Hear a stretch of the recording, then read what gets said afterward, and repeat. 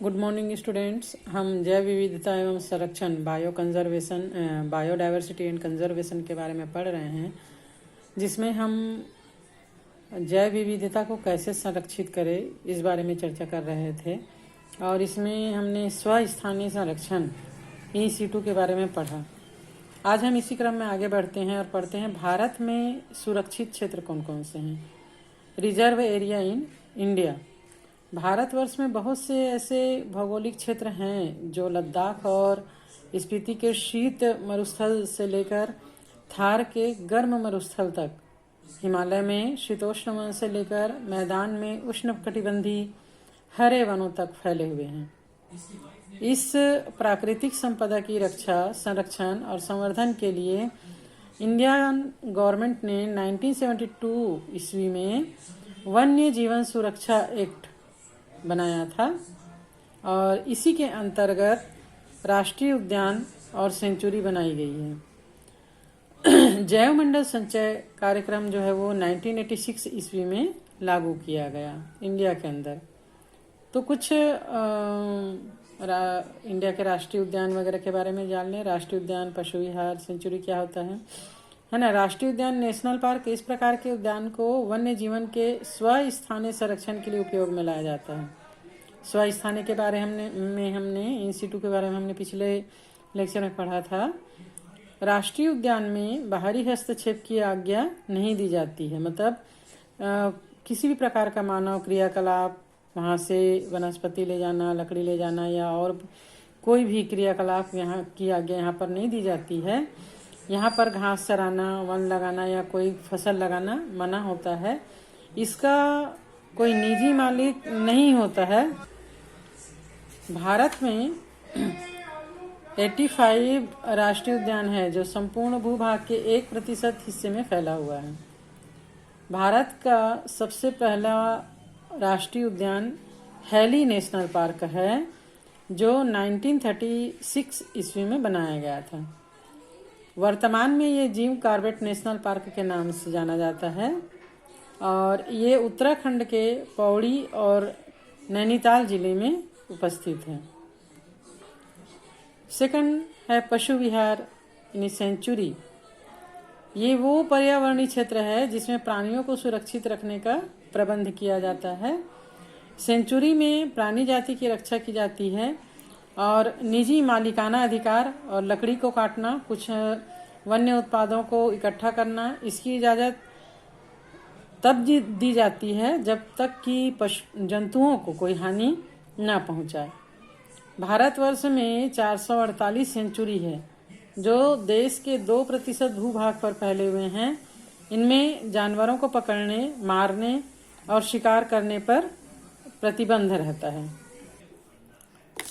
सुरक्षित जैव मंडल ये विभिन्न उद्देश्य के लिए सुरक्षित क्षेत्र है, जिसमें कि पारिस्थितिक प्रणाली के आनुवांशिकी विविधता का संरक्षण, वन्य आबादी, आदिवासियों के पारंपरिक जीवन यापन के तरीका और पालतू जानवर और स्वदेशी पौधों के आनुवांशिक संसाधनों को संरक्षित किया जाता है। इन जैव मंडल संचय में 3 क्षेत्र होते हैं। कोर क्षेत्र जहाँ मनुष्य को कोई भी क्रियाकलाप करने की आज्ञा नहीं होती। बफर क्षेत्र जिसमें सीमित गतिविधियों की अनुमति होती है। और पेरीफेरल क्षेत्र, बफर क्षेत्र के बाहर का क्षेत्र जिसमें कि पारिस्थितिक तंत्र को बिना नुकसान पहुंचाए गतिविधि की अनुमति होती है। विश्व के 65 देशों में लगभग 243 सुरक्षित जैव मंडल हैं। नेक्स्ट आता है पवित्र उपवन क्या होता है। भारत में सांस्कृतिक एवं धार्मिक परंपरा का इतिहास जो है वो प्रकृति की रक्षा करने पर जोर देता है। हमारे धर्म ग्रंथों में भी इसका जिक्र मिलता है। पूजा पाठ के द्वारा या उससे पवित्र करके उसकी रक्षा करने के प्रयास किया जाता है और इस तरह के उपवन के लिए अलग भूभाग छोड़े जाते थे पहले। इस उपवन से किसी को भी लकड़ी काटने या अन्य उपयोग के लिए पौधों का उपयोग करने की मनाही रहती है। और इस तरह के पवित्र उपवन या आश्रम मेघालय की खासी और जयंतिया पहाड़ी, छत्तीसगढ़ के सरगुजा, चंदा, बस्तर क्षेत्र और कर्नाटक और महाराष्ट्र के पश्चिमी घाट में सम्मिलित हैं। पवित्र उपवन जैव विविधता के भंडार होते हैं क्योंकि ये संरक्षित होते हैं। मेघालय में 83, मणिपुर में 365, अरुणाचल प्रदेश में 65 और कर्नाटक में 1424 पवित्र उपवन हैं। बाह्य स्थानीय या एक्स सीटू संरक्षण क्या होता है? Ex situ conservation. कभी कभी ऐसी स्थिति भी आती है जब पौधे या जंतु संकटग्रस्त या आपत्तिग्रस्त श्रेणी में आते हैं, तब उनके तत्काल संरक्षण का उपाय करना पड़ता है।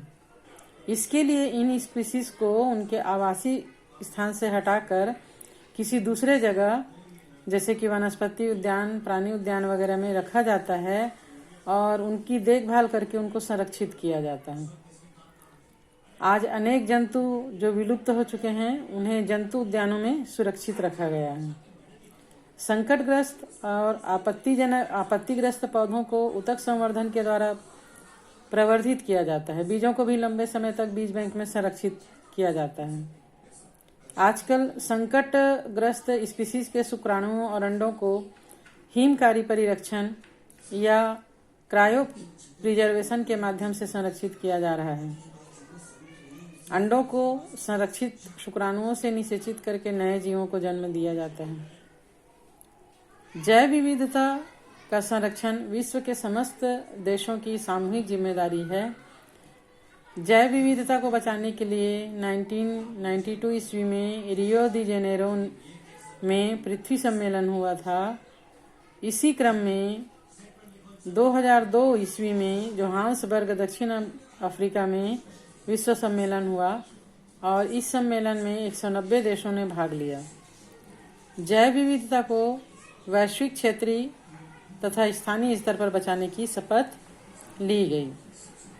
इसके लिए वन संरक्षण कानून बनाए गए, जैसे वन संरक्षण अधिनियम 1980।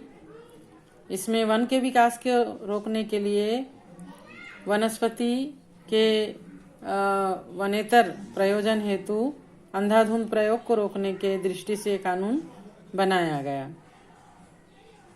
इस कानून के लागू हो जाने के बाद अब किसी भी वन भूमि के वनेतर प्रयोजन हेतु इस्तेमाल से पूर्व केंद्र सरकार की मंजूरी आवश्यक होता है। पर्यावरण संरक्षण अधिनियम 1986 में बनाया गया, जिसमें केंद्र व्यवस्था लागू करने और पुराने अधिनियम को कमियों को दूर करके इस नियम के अंतर्गत केंद्रीय सरकार को परिसंकटमय पदार्थों के प्रयोग की प्रक्रिया और सुरक्षा उपाय करने की जिम्मेदारी दी गई है। राष्ट्रीय वन नीति 1988 में बनाया गया, जिसके अंतर्गत लोगों की आवश्यकता को पूरा करने के लिए, अपेक्षित उद्देश्य को प्राप्त करने के लिए, वनों के प्रबंधन में लोगों की भागीदारी सुनिश्चित करने के लिए और वन बंटवारे के आधार पर अवक्रमित वनों को सुरक्षा और पुनरुद्धार के कार्य में ग्रामीण समुदाय, अनुसूचित वर्ग और ग्रामीण निर्धन की सहायता और सहयोग लेने के लिए इस नीति की घोषणा की गई है। तो इस प्रकार प्रकृति एवं प्राकृतिक संसाधनों के संरक्षण के लिए अंतर्राष्ट्रीय संघ में कुछ सिद्धांत बनाए गए हैं, जो है वर्तमान तथा पूर्व काल में पौधों का वितरण, पौधों की संख्या में कमी, प्राकृतिक आवास का स्वभाव और वे उपलब्ध हैं या नहीं, स्पीसीज का जैविक पक्ष और विभव मूल्य इत्यादि। और last one is the red data book. Red data book क्या होता है? आपत्तिग्रस्त प्राणी और पौधों की सूची और उनकी जानकारी एक पुस्तक के रूप में प्रकाशित की गई है, जिसको कि रेड डाटा बुक का नाम दिया गया है। भारत सरकार के संस्थान बॉटनिकल सर्वे ऑफ इंडिया और जूलॉजिकल सर्वे ऑफ इंडिया ने रेड डाटा बुक प्रकाशित किया है। इसी प्रकार की red data book USR, great Britain, New Zealand आदि देशों में भी प्रकाशित हुई है। IUCN द्वारा प्रकाशित रेड डाटा बुक में 1000 से अधिक आपत्तिग्रस्त जातियों को सम्मिलित किया गया है। तो आज ये हमारा चैप्टर समाप्त होता है।